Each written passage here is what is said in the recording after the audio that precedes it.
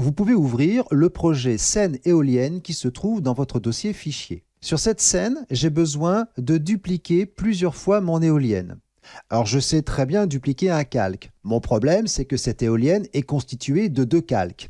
La base de l'éolienne ainsi que les pales. Alors effectivement, je pourrais dupliquer ces deux calques-là pour en faire deux autres et les déplacer. Malheureusement, si je trouve que la vitesse de déplacement des pales ou si je veux rajouter une petite illustration supplémentaire, eh bien, dans ce cas, je serai obligé de le refaire à chaque fois que j'ai fait une duplication. Sachez qu'il n'existe pas la possibilité de faire des groupes de calques à l'intérieur d'After Effects.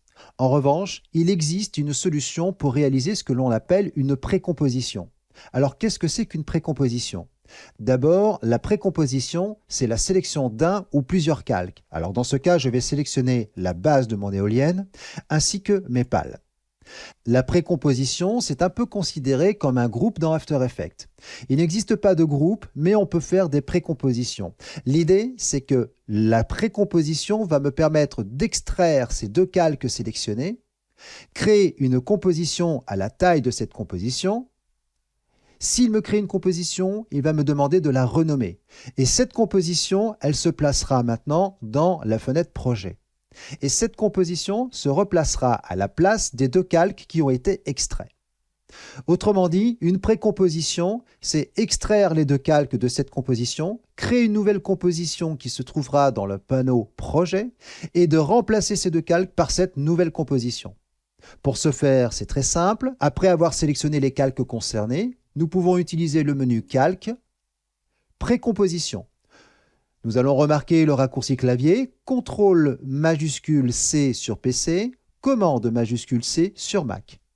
Lorsque je fais ça, comme il me crée une nouvelle composition, il va me demander le nom de cette composition. Nous allons l'appeler éolienne.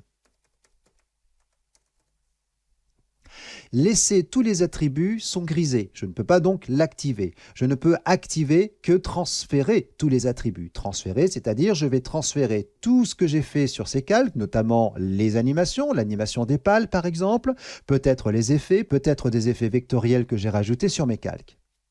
Je pourrais régler la durée de cette nouvelle composition en fonction de la durée des calques. Pour l'instant, la durée des calques font toutes les deux 20 secondes. Cela veut dire que la nouvelle composition fera 20 secondes. Mais imaginons par exemple que ces deux calques ne fassent que 2 secondes. Alors dans ce cas, en cliquant sur cette petite option, la nouvelle composition ne fera que la durée des calques, c'est-à-dire 2 secondes. Pour l'instant, aucun intérêt. Je pourrais ouvrir cette nouvelle composition. Je n'ai pas besoin de le faire. Si je veux le faire, je pourrais le faire après coup, puisque je rappelle que cette nouvelle composition se retrouvera dans tous les cas dans mon panneau projet. Je vais donc valider avec OK. Et je vais remarquer qu'effectivement, les pales et la base de mon éolienne ont disparu, mais ont été remplacées par cette nouvelle composition, qui s'appelle éolienne. Cette composition, je la retrouve également à l'intérieur de mon panneau projet. Dans ce cas, pour l'instant, pas de problème, j'ai toujours mon éolienne avec son animation. L'avantage, c'est que maintenant, je peux dupliquer un seul calque, c'est-à-dire que je vais sélectionner cette nouvelle précomposition, utiliser mon raccourci clavier CTRL-D sur PC ou Commande-D sur Mac afin de dupliquer mon éolienne. Cette éolienne, je vais pouvoir la déplacer, réaliser par exemple une échelle en utilisant le raccourci clavier S pour appeler l'échelle. Je vais réduire un tout petit peu l'échelle. Peut-être dupliquer à nouveau cette composition, la placer ici, avec une petite échelle, là aussi. Maintenant, je peux faire un rendu et nous pouvons constater que les 3 éoliennes sont animées. Imaginons maintenant que la vitesse d'animation ne me plaise pas. Alors dans ce cas, j'ai besoin de rentrer dans l'une des duplications. Effectivement, ce sont les 3 mêmes, à moins de rentrer dans l'une des duplications. Pour ça, je n'ai simplement qu'à double-cliquer sur la composition. Je vais donc double-cliquer sur celle-ci et je rentre à l'intérieur de cette composition. Ici, je n'ai pas besoin de modifier la position ni même l'échelle de mon éolienne. En revanche, j'ai besoin de modifier la vitesse de rotation des pales. Alors dans ce cas, je sélectionne le calque pale, j'utilise le raccourci clavier U afin de visualiser toutes les images clés qui ont été appliquées sur ce calque. Je vais double-cliquer sur la dernière image clé et je vais doubler la vitesse. Je vais donc mettre 12. Effectivement, lorsque je fais un rendu, la vitesse va être beaucoup plus rapide. Je vais revenir dans la composition d'origine, c'est-à-dire la plaine. Ici, vous pouvez remarquer que je peux passer d'une composition à l'autre grâce aux onglets qui sont ouverts dans cette partie. Je vais donc cliquer sur ma composition plaine. Et effectivement, maintenant, vous allez voir que la vitesse des 3 éoliennes sont exactement la même. Il est évident que je pourrais par exemple décaler le départ de chacune des éoliennes. Prenons par exemple la première éolienne qui est ici.